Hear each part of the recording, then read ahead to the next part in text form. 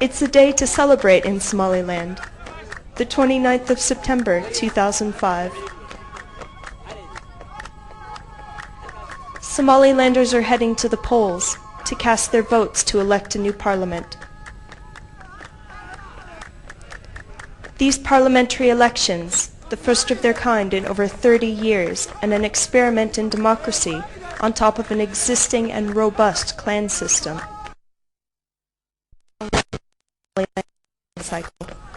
For local councils first in December 2002, for the presidency in April 2003, and now for the House of Representatives. But holding these elections was not an easy undertaking. The political parties had been given the opportunity to participate in the local elections, then the presidential election. What was missing was their electoral participation in the national legislative body, which didn't fit. It was imperative to hold the parliamentary elections, unless faced with circumstances beyond our control. And if the elections were not held, it would have been a severe blow to Somaliland's democratization process.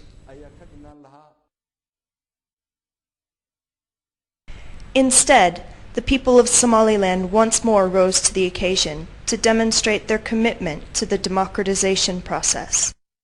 It was the public especially who wanted a very good electoral process. That made the whole election very successful. The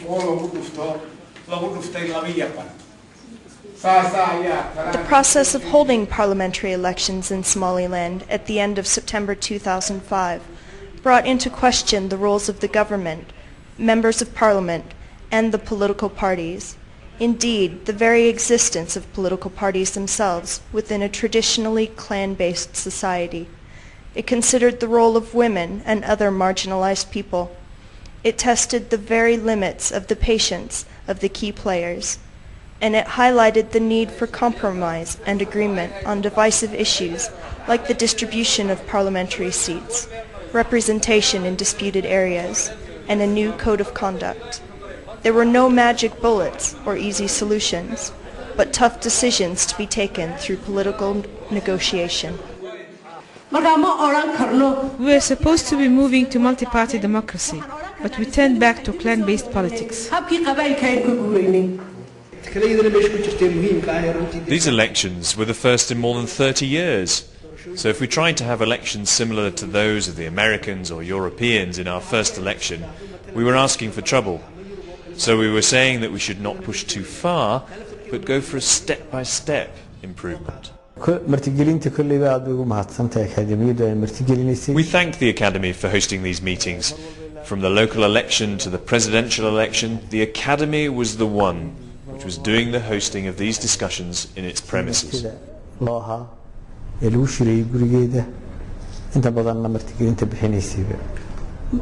The code of conduct was the hardest part of this process. Probably it was something others can learn from us. It was the result of constant mediation between the political parties and the government. The Academy for Peace and Development, together with its partner WSP International, played a key role in keeping the electoral process on track. The involvement of the Academy in the electoral process began with the local elections. Every Wednesday from February to November in 2002, the Academy held consultative parties. The first point of discussion for them was how to hold free, fair and peaceful elections, and they came up with 12 prerequisites to achieve that.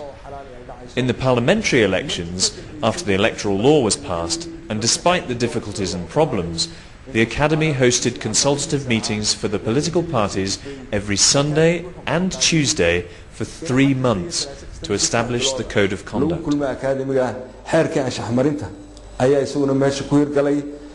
This is the story of how the parliamentary elections came about, the major obstacles overcome, and the challenges ahead.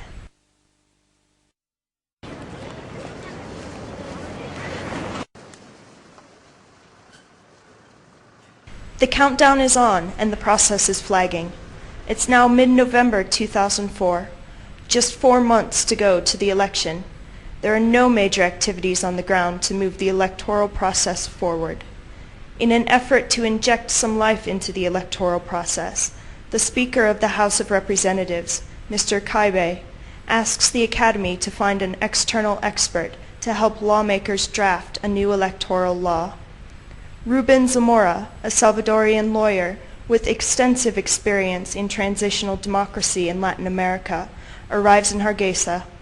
The Speaker of the House names a special ad hoc committee to work with Mr. Zamora, and they begin drafting the electoral law. The 27th of December 2004, and the draft electoral law is distributed to the lawmakers for review. Debate starts on the floor of the House. The draft bill faces strong opposition from the overwhelming majority of MPs, since they failed to reach a compromise on the seat distribution. January 2005, and the House of Representatives, to the dismay of the public, passes an alternative electoral bill with provisions that now make the March elections impossible. MPs are demanding a reliable national census before the election with the distribution of parliamentary seats based on that census. They are calling for countrywide elections, including in the disputed areas of Seoul and Sanag. And, to reinforce their message, the new law says holding elections without having met these provisions will be regarded as an act of treason. The lawmakers completely misread the public mood. There is widespread denunciation of the controversial bill. To hold the parliamentarians to account, the Academy decides to hold a forum bringing together key government ministers, representatives from the 3 political parties, MPs, women groups, civic organizations, and the public, to discuss the passage of the law, its blistering and confrontational debate.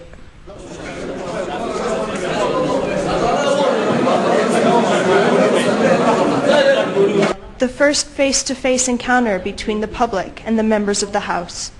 Speaker after speaker tell lawmakers that their time is up and that the public will not accept anything less than an election. Why is this parliamentary election different from the previous elections? And why didn't the lawmakers obstruct the previous ones? I'll tell you. The passing of the electoral law would be tantamount to MPs firing themselves, and no one would be expected to voluntarily sign the end of his own contract.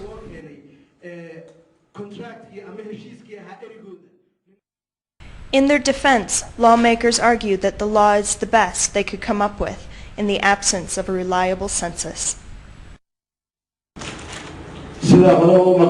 As you all know, for the last 2 years, we lawmakers were unable to resolve the issue of seat allocations. Each MP came under pressure from his clansmen, government officials and elders, and we were unable to reach a solution acceptable to all. Therefore, we felt that no deal on this issue was the only way to save ourselves from the wrath of our respective clansmen.